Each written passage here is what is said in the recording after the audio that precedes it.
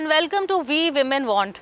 This is our weekly show where we discuss women issues, we celebrate women achievements, and we also try and find solutions to problems that plague women. In fact, today we're going to be talking about the gender card in politics as we talk to MPs across the globe. We have MPs, women MPs from Canada, from Fiji, from India, where we're going to be discussing, at the end of the day, what I find very interesting is that the concerns are the same. For a women MP, what are the real issues they're dealing with and how are they reacting? And you'd be pretty surprised to see some of the reactions, how much they all match across the globe. We're going to begin with Cynthia Lopez Castro. She is an MP from Mexico. So welcome Cynthia for this conversation. It's so good to have you here.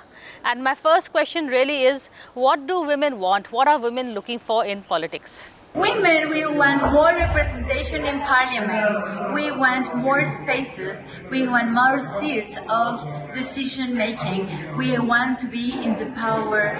Women want to be presidents. Women want to be speakers. Women want to be in action. Is it very hard being a woman politician? It's very hard to be a woman in politics because your voice sometimes or most time it doesn't hear loud, so you need to speak loud so everybody can listen to you. So it's very hard. Also with your personal life, it's quite complicated because if you're married, you have to have kids. It's so complicated, but we need more women in parliament. So I'm very happy to be in Rwanda, that is country number 1 in women in parliament. Mexico is number 4, so we need to empower women. And how do you feel being awarded by the IPU? Well, I feel very proud and very happy to win the Kramer Bazzi Award in the IPU and to be the first women and young MP to win this prize. So I'm very happy, and this prize is for all parliamentarians all around the world because we need to empower youth. Finally, what is your message for women across the globe? Well, to all the women all around the world, I want to tell them that don't stop, don't quit, keep working, keep dreaming, because this world has to be in hands of women. Thank you so much, Cynthia, for this conversation.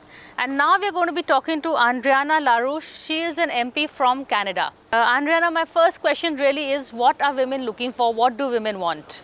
Women in Canada want more women in politics for sure, want better place in politics too, and we work against women, really wants we work violence against women. It's a very important topic, and the climate change too, because the woman is really the leader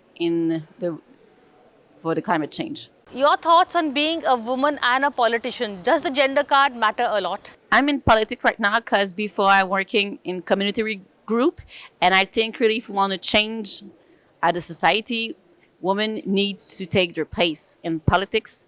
I know it's not always easy. Conciliation between families and politics is not easy, but I'm a new mother of a little girl, 8 months, and the message I want to say is possible to be a woman and to work in politics. How gender sensitive is the IPU?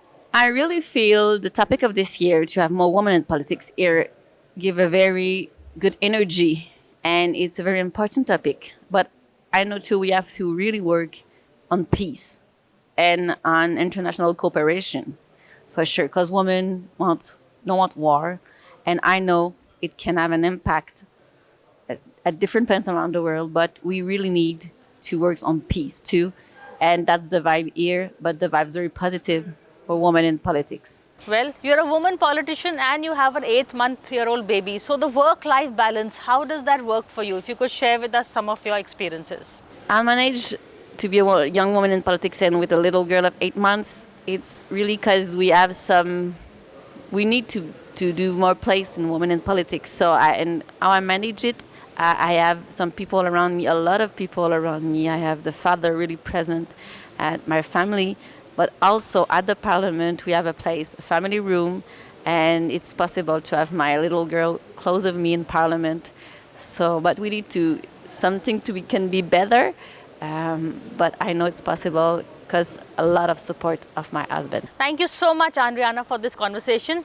And now we're going to be talking with Maria João Costa. She is a secretary to the Secretary General of the IPU.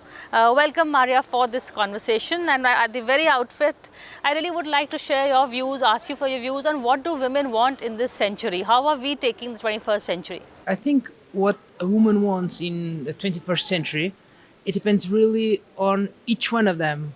I think the biggest goal is that each one of them can have what they want for themselves. Because for some, it will be a professional career. For others, a family with kids and have grandchildren and everything. To others, would be to travel. To others, it depends. I think the biggest challenge is that each one of them can have what they really want. How is it like to be working in the IPU? Being a woman in the IPU, member of the IPU? I think I got the chance to have the same opportunities as any friend of mine that's a man. And in that sense, I built my career step by step. Sometimes, in some little moments, thinking that I need to work a little bit harder. But I really feel that at this moment, I don't feel a great difference between men and women in my country. I know that's different in other countries and that are still issues to be dealt with, but I didn't face any great obstacles because of being a woman. What do you feel that women should do and what we can do to, for other women, and what can we do differently? Being a woman, how does that help? I think I'm a particularly privileged woman to be born in a country that allows me to do what I want to do. The challenge around the world is that we be able to help each other in order to give the same opportunities wherever you are born. The opportunities to choose your path and to choose, to have the option of choosing whatever you want to do in your life and with your life. We're now in conversation with Veena Bhatnagar. She's an MP from Fiji and also an Assistant Minister for Women and Child Development. Welcome, Veena, for this conversation. And my first question at the outset is something I've asked everyone, so I'm asking you also. What are women looking for in politics? What do women want? It is said that women hold up half the sky. अब मेरे ख्याल से आधा और आधा मिलाकर ही पूरा होगा. All women want is respect. They want to be respected. They want to be given equal opportunities. And they want to be given equal participation in all decision making. Because women are a very integral part of a family, of a community, of a nation. And our input, our voices need to be heard. And that is all we want. आज नारी को पूजते हैं लोग, माता सरस्वती, माता लक्ष्मी, माँ दुर्गा, उनकी पूजा करते हैं हम.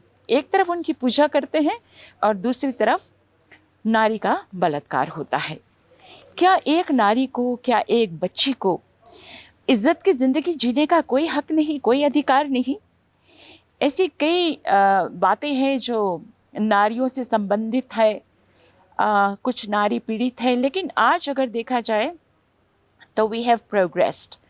Every country is progressing well in the direction of improving women's rights, women's participation. Parliament को ही ले लीजिएगा, आज कितने सारे women हैं, हमारी महिलाएं हैं पार्लियामेंट्स में और जो अपनी आवाज़ को बुलंद कर रही है. So I think there is a progress, but we need to accelerate this progress.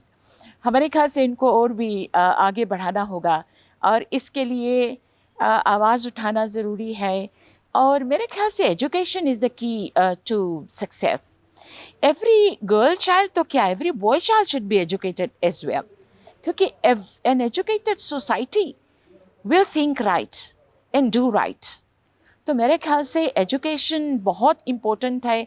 और भारतवर्ष में भी मैं जब वहाँ पर गई थी तो ये बेटी बचाओ बेटी पढ़ाओ का अभियान जारी था. हमारे फिजी देश में भी हम लोग एजुकेशन पर बहुत तवज्जो देते हैं, बहुत ज़्यादा इस पर ध्यान देते हैं. और हमारी सरकार भी जो एजुकेशन के मामले में her child should be educated, और इसके लिए फ्री एजुकेशन प्रोवाइड करते हैं अप टिल सेकेंडरी स्कूल्स, और फिर टेस्ट इंस्टीट्यूशंस के लिए हम लोग लोन स्कीम भी रखा है ताकि हर बच्चा जो है वो पढ़ाई कर सके. तो it's very important to be educated in the sense कि हमारे जो बेटे हैं, अभी देखिए ना आज के समाज में हमारा जो अपब्रिंगिंग है, बच्चों की जो परवरिश है हम कैसे करते हैं. हम चाहते हैं कि एजुकेटेड सोसाइटी हो, और साथ साथ में जो पेरेंट्स है, माँ बाप है, वो भी अपनी जिम्मेदारी बखूबी निभाए ताकि हम लोग जो अगला जनरेशन पैदा करते हैं वो एजुकेटेड हो. उसके साथ साथ educated in a holistic manner मैं कहूँगी, क्योंकि सिर्फ एकेडमिक नॉलेज ही नहीं इम्पोर्टेंट है, लेकिन एक पूर्ण रूप से एक व्यक्तित्व का निर्माण करना है, और ये जिम्मेदारी भी हर पेरेंट पर निर्भर करता है कि हम अपना अगला जनरेशन की परवरिश कैसे करते हैं. If we teach a boy child to respect a girl child and vice versa, ऐसा नहीं कि सिर्फ लड़कों को ही लड़कियों की इज़्ज़त करनी है, रिस्पेक्ट करनी है, लेकिन लड़कियों को भी लड़कों की इज़्ज़त करनी है. तो वहाँ पर जो तालमेल होगा, एक दूसरे के प्रति सद्भावनाएं होंगी, इज़्ज़त होगा, रिस्पेक्ट होगा, तो वो रिस्पेक्ट जो वहाँ पर बनेगा बचपन से लेकर, right from day one, right from childhood, so that will be deeply ingrained in a person, and that will make you into a good human being. और अगर आप अच्छे इंसान हैं तो आप गलती नहीं करेंगे, और अच्छे जो इंसान हैं अच्छा ही करेंगे, अच्छा सोचेंगे. And good actions, good thoughts become good actions, and likewise देश सुधर सकता है, समाज सुधर सकता है, एक इंडिविजुअल भी सुधर सकता है. And how difficult is it to be a woman in politics? The gender card, is it an advantage or is it a challenge? I don't think so. There are some constraints, क्योंकि a woman is a mother, a woman is a wife, she plays so many different roles, and she has to have that stamina, that courage, that conviction to divide herself amongst all the roles. And I think this is called नारी शक्ति. नारी में ही वो शक्ति है कि वो एक पत्नी का धर्म भी निभाती है, एक माँ का रोल भी बखूबी निभाती है, और साथ में समाज में भी अपना जो रोल है वो अच्छी तरह से निभाती है. तो इतना सारा जो बोझ है एक औरत के कंधे पर, इसे अगर बोझ ना समझकर एक मतलब जिम्मेदारी समझकर हम लोग निभाते हैं, तो मेरे ख्याल से ये मुश्किल तो नहीं है, लेकिन हाँ सशक्त होना बहुत ज़रूरी है. An empowered woman can do anything. What is your message for all the women out there? The women of our nation, the women of the whole nation, you have to work in solidarity. I have seen that women actually don't support women. We talk about gender equality, but first of all, I believe that, like I said initially, that women hold up half the sky. Even half the world's population are women.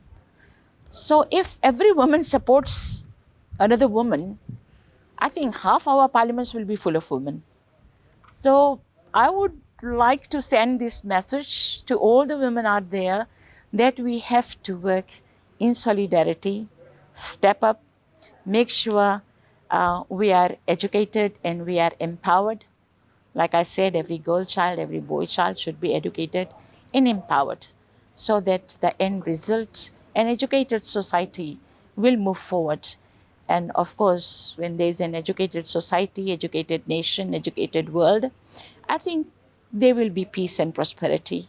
And finally, a bit about your journey so far. Can you share with us some of your experiences? Before joining politics, I was in radio and a little bit of television. I used to host the Aina show, a talkback show, where I used to interview people, politicians as well. Didn't know at that time that one day I will be sitting on the other side of the chair. But Fiji first invited me to join them in 2014, and then I was elected to the parliament in 2014, served for 4 years in the first time. And I think it's all thanks to our leadership, our visionary leadership of our great Prime Minister, Honorable Bainimarama. The support we politicians have from our leader and our caucus is tremendous and amazing. And that is how, for the second term, we fought the elections again in 2018, and I got in again, got another opportunity to serve the people of Fiji. I believe the transition from radio to parliament was great. In fact, being a parliamentarian, being a politician, and in the ruling party gave a bigger platform, a better platform to serve our nation. Greater opportunities to serve our people. And that's exactly what I did for the past 8 years. I have been serving my people. Through the Ministry of Health and Medical Services, where I was an assistant minister, and then again through the Ministry for Women, Children and Poverty Alleviation. Currently, I'm the assistant minister for Women, Children and Poverty Alleviation, and also the deputy speaker of the Fijian Parliament. We also work with standing committees, and like I said, the opportunities given to me through our leadership was great, and so far. We did a lot of work for our fellow Fijians, and the elections are just around the corner. And I hope God gives me another opportunity to serve the nation through our Fiji First Party, and I applaud our leadership, our Honorable Prime Minister, our Attorney General, Honorable Ayasiat Keum, and the whole of our Fiji First caucus for the support, for the guidance they have given us so far. And I think Fiji First has done a great job. Tremendous strides have been taken to empower women, to educate our children, and to serve our nation in every possible way. I think Fiji is lucky to have a Prime Minister like Honorable Bainimarama, and I am very honored to serve under him for the past 8 years. And I hope, God willing, we will have another chance to serve the public or serve the nation. Thank you so much. So we're going to take a quick break, but we're going to keep the conversation going, so stay with us. Don't go away.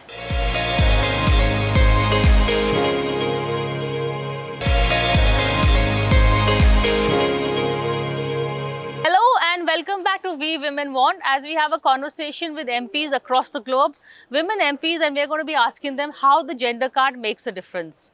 And finally, we're joined by Aprajita Sarangi. She is a BJP MP from Orissa, and she's also a former IAS officer. And I don't think I'll be revealing any secrets when I say we are probably talking to a future Chief Minister of Orissa one day.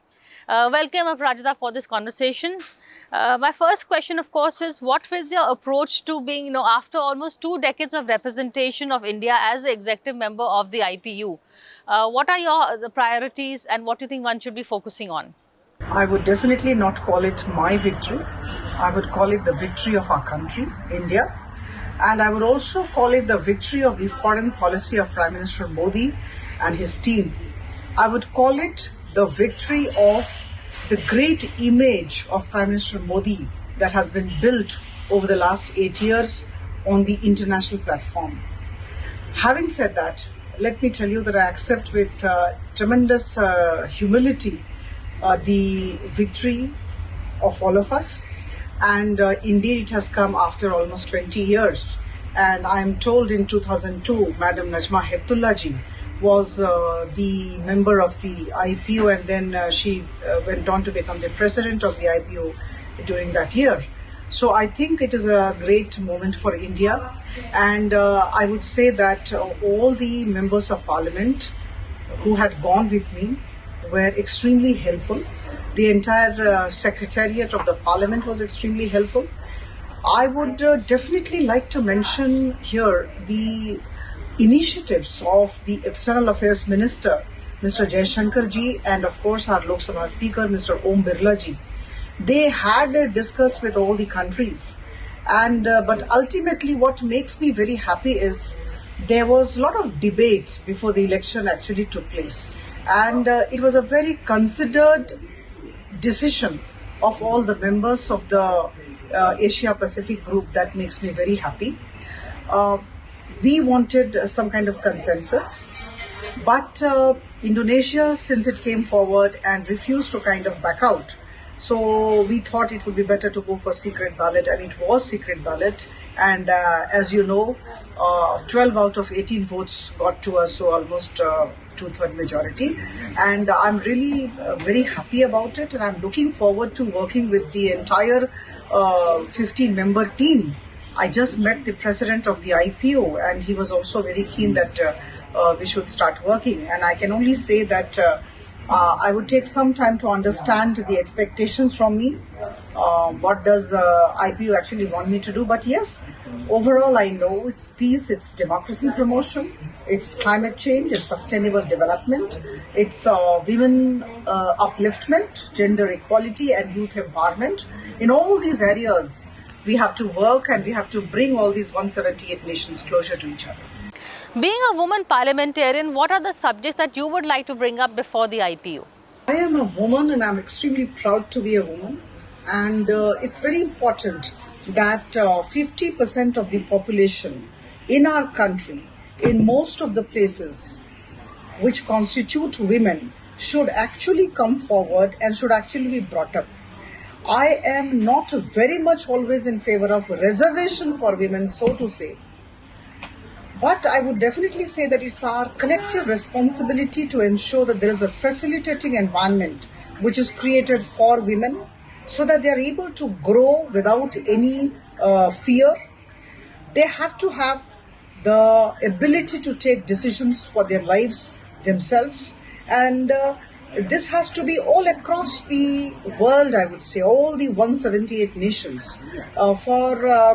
Fortunately, you know, the Indian Parliament is highly gender sensitive, and I'm very happy to say that, 78 members of Parliament currently are 78 members of Parliament are women, which is definitely a big leap. In 2014, about 12% of the the parliamentarians were women. Now it has gone up to 14%.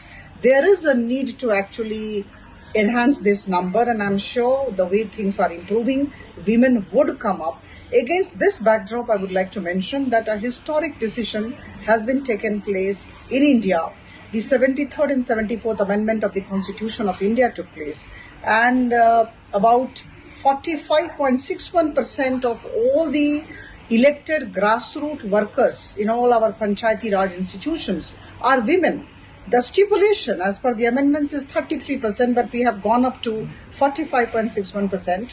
So this is very heartening, because all these elected people from below, elected women from below, would actually come up in the ladder, and they would be becoming, they will be coming to the state assemblies of the parliament. So I think this is a very good sign for our country, and I'm sure if we all work together in the IPO with a lot of focus on gender sensitivity, gender equality, giving a facilitating environment to women, things would improve all across the world. It's a very diverse multilateral platform, especially being the world's largest democracy. How important do you think India's role is for the present and also for the coming times? For the past 2 decades, India had not been a member of the executive committee of the IPU, Interparliamentary Union. And as we know, there are 15 members on the executive committee. Now, India being a member would mean a lot to India and to all the aspirational countries like India. We are all developing countries. We are trying to move forward, and the way, India is making rapid strides on all frontiers, I'm sure we would be a developed country in course of time. We are the largest democracy in the world, number one, and number two, we are the fastest growing economy. We are the 5th largest economy, and things are extremely positive as far as governance in India is concerned under the leadership of Prime Minister Modi.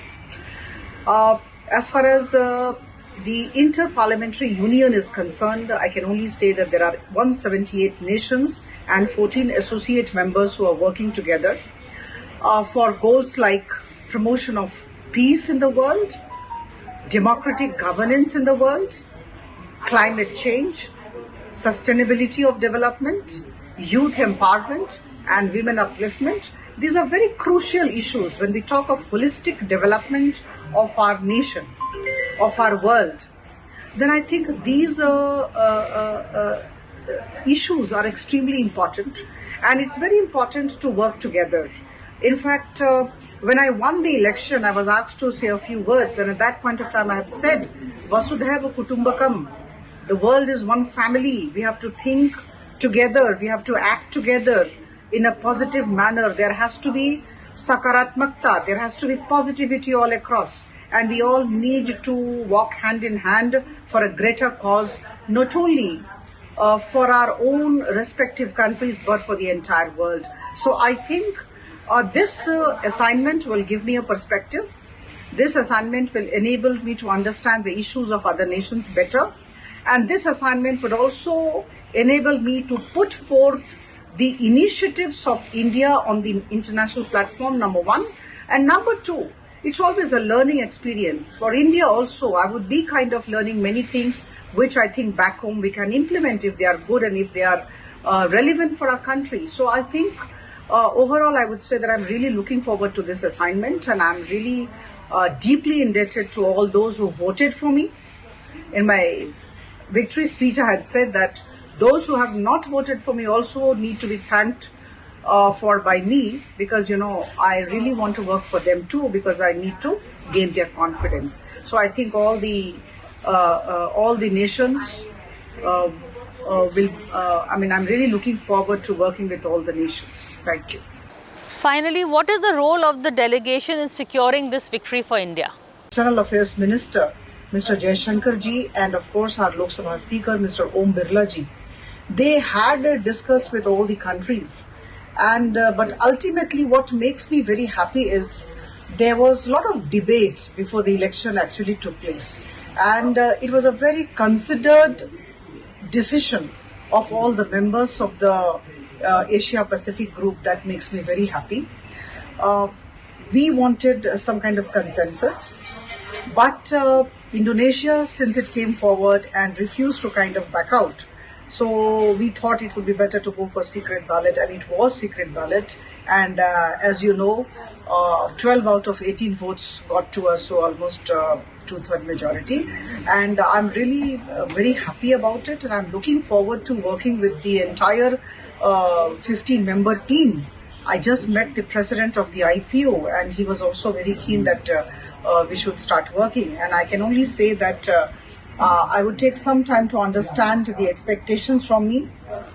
What does IPO actually want me to do? But yes, overall I know it's peace, it's democracy promotion, it's climate change, it's sustainable development, it's women upliftment, gender equality, and youth empowerment. In all these areas, we have to work, and we have to bring all these 178 nations closer to each other. Well, thank you so much for this, and thank you all for watching this show. That's all for now. We'll be back again same time next week. Thank you so much.